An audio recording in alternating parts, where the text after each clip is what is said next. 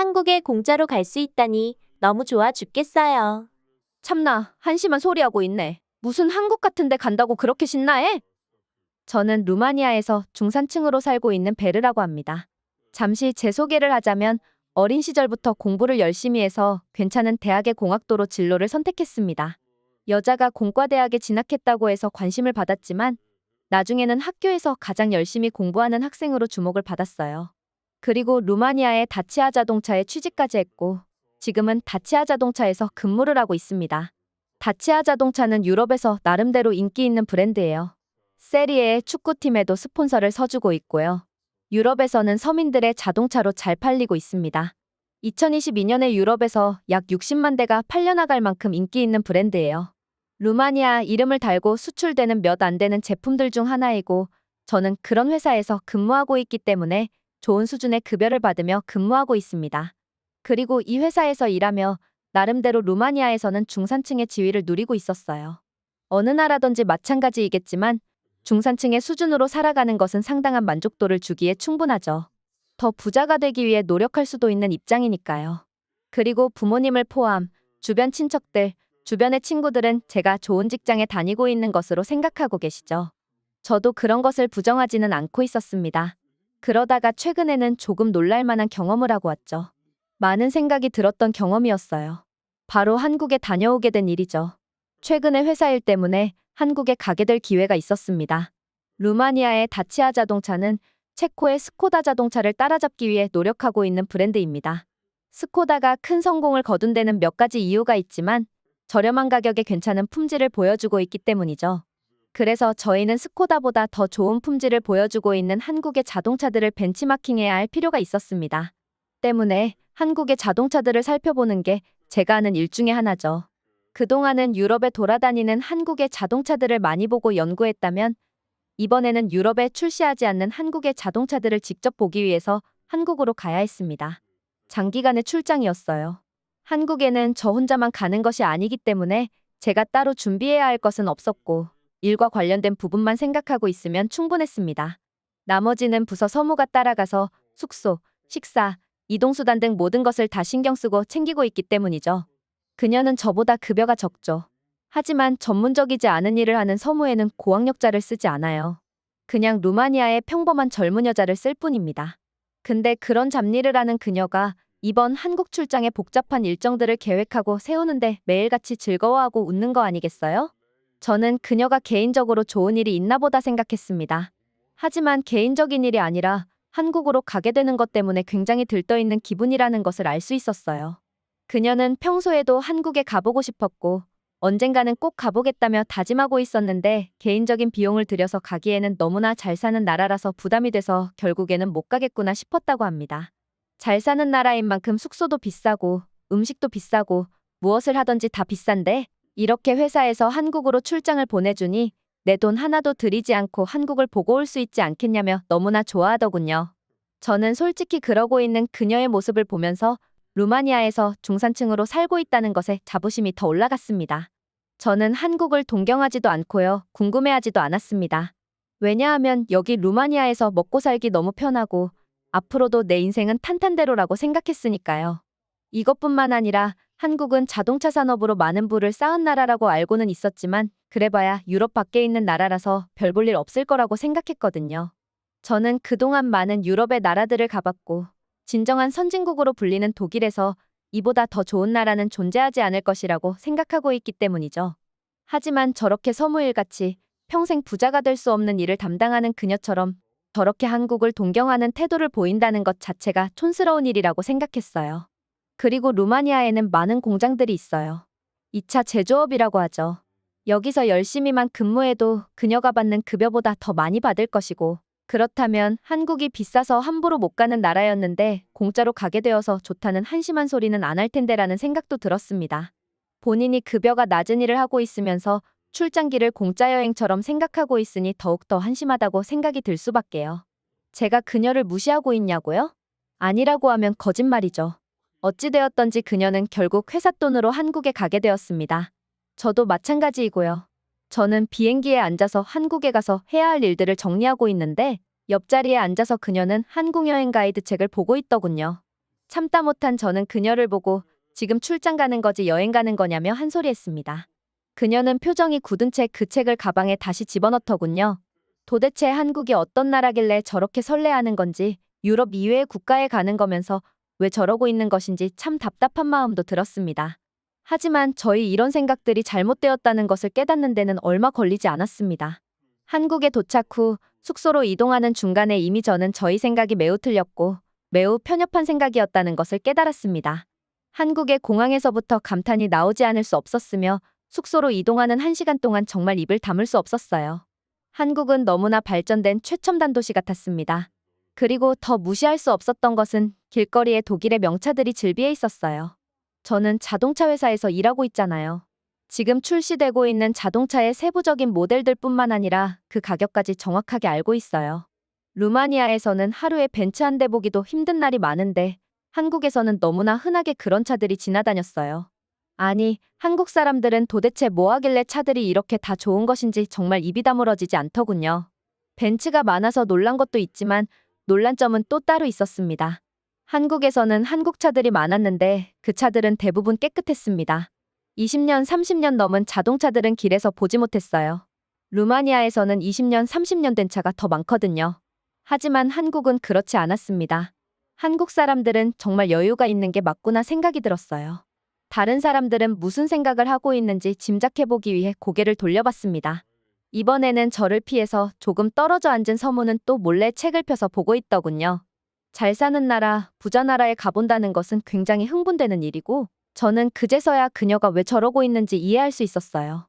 제가 독일에 갔을 때처럼 흥분해하는 그런 모습과 다를 바 없었죠. 조금 미안한 마음도 들었습니다. 저는 한국에 대해서 몰라서 그냥 무심했던 것인데 그녀는 한국에 대해서 알고 있으니 이번 출장길이 이렇게 신났을 수밖에요. 그녀는 저와 눈이 마주치고 놀라하며 책을 다시 가방에 집어넣었습니다. 저는 그녀를 보면서 그러지 않아도 된다며 아까는 내가 일하느라 예민해서 그랬던 것 같다며 사과했습니다. 그녀는 금세 다시 웃으며 그 책을 피더라고요. 그리고 저는 다시 창밖을 구경했습니다. 어느새 시내에 들어섰고 호텔까지 10분 안에 도착한다는 말을 들었습니다. 시내를 천천히 다니며 길거리의 사람들의 모습이나 자동차들, 건물의 모습들을 구경했습니다. 유럽과 다른 분위기의 세련됨이 있었으며 사람들의 깔끔한 모습, 그리고 역시나 고가의 자동차들이 사방에 깔려 있었어요. 마침 저희 차가 신호대기하며 서 있는데 길 옆에 주차를 마치고 벤츠에서 내리는 사람을 봤습니다. 그런데 너무나 놀랍게도 저보다 훨씬 더 어려 보이는 한국 사람이 차에서 내렸어요. 이건 정말로 충격적이었습니다. 길에 다니는 수많은 고가의 자동차들을 보면서 한국에서는 노년에는 이렇게 좋은 차들을 다 구매할 수 있는 여력이 있나 보다 생각했거든요. 유럽에서는 아시다시피 금전적으로 여유 있는 노년층들이 주로 고급차를 구매하기 때문이죠. 특히 벤츠 같은 차들은 더욱더 그렇죠. 하지만 여기 한국에서는 저보다 어려 보이는 사람이 그런 차를 운영하고 있다는 것에 놀랐습니다. 그 여운이 가시지 않고 있는데 호텔 주차장에 도착했고 저희는 짐을 챙겨서 호텔 로비로 가기 위해 주차장을 가로질러서 걷고 있었습니다. 그리고 이곳에는 젊은 사람들이 고급차를 많이 타고 다니는 모습을 더 보게 되었습니다. 저는 다치아 자동차에서 일하지만 제 드림카는 다들 그렇듯 독일의 명차거든요. 그런데 제 현실에서는 그런 차들은 꿈도 못 꿔요. 아무리 루마니아에서 좋은 직장에 다니고 높은 급여를 받는다고 한들 벤츠는 못 삽니다. 도대체 한국은 뭐 하는 나라길래 차들이 다 이 모양인 거야 싶어서 호텔방에서 와이파이를 켜고 한국이 어떤 경제력을 가졌는지 검색을 해봤습니다. 저는 한국이 자동차 산업으로 먹고 사는 나라인 줄 알았는데 그 실상은 매우 달랐습니다. 한국의 자동차 산업은 루마니아보다 훨씬 거대하고 크다고 알고 있었고 때문에 한국의 핵심 산업 중 하나라는 것은 알고 있었거든요. 그래서 언젠가 루마니아도 지리적인 이점을 살려서 자동차 산업을 잘 키우면 한국 정도야 금방 따라잡을 수 있겠다는 생각을 하고 있었어요. 하지만 자동차 산업은 한국 GDP의 6%밖에 되지 않았습니다. 다치아 자동차보다 수십 배 큰 한국의 자동차 산업 규모인데 한국 GDP의 6%밖에 안 된다고? 루마니아는 자동차 산업이 GDP의 15% 이상을 차지하거든요. 루마니아가 열심히 키워낸 자동차 산업 덕분에 사람들의 소득도 많이 올라간 것이 사실이고요. 그것 때문에 자국 브랜드가 있다는 것에 굉장히 국민들은 자부심을 가지고 있는데 한국은 루마니아 자동차 산업보다 훨씬 큰 규모를 가지고 있으면서 그게 겨우 한국 경제의 6%밖에 안 된다니. 저는 컴퓨터 앞에 앉아서 한국이 얼마나 거대한 나라인지 체감할 수 있었어요. 한 가지 더 충격적인 사실은 제가 쓰고 있는 이 핸드폰이 한국산이라는 거예요. 그동안 솔직히 일본산이라고 생각했고 하루빨리 루마니아도 일본처럼 이렇게 첨단 전자기기를 잘 만들어야 부자 나라가 될 테고 그래야 나도 드림카도 살 수 있는 경제력이 갖추어질 텐데 라는 생각을 가끔씩 하고는 했는데 이게 일본 제품이 아니라 한국 제품이었다니.